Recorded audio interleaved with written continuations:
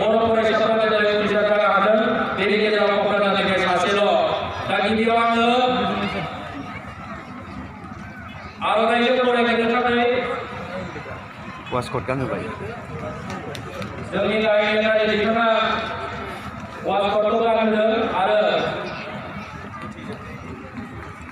पूर्णिमा मुंखौ जोंनि सोलोंनायनि आदारे जाकिर औवारी आरो साइटेसनखौ होगोन क'क्राझार जिल्ला दुलाराय बर' फरायसा आफादनि मानगोनां आफादगिरि जनाब फुजिरि बिथाङा आफाद जेरैनो बर' जाथियावला आफाद बर' आबादारि आफाद बर' हारिमु आफाद गोबां आफाद दा बे आफादफोरा जोंनि माहारिखौ मोनसे थांखि लानानै दिनैहाय खुंगासिनो दं बेंखनगासिनो दं।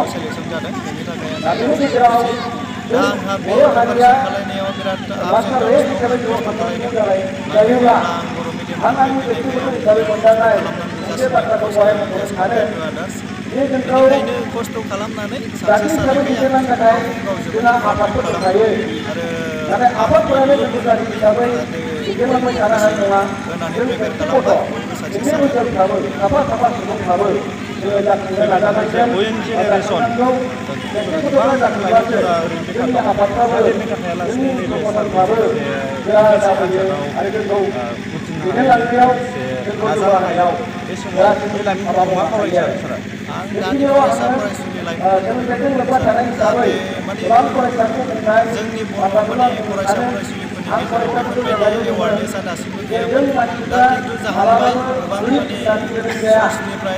गोरिबाव जोनोम जानो हागौ नाथाय गोरिब बिद्दाया गोरिब जोनोम जायाखै।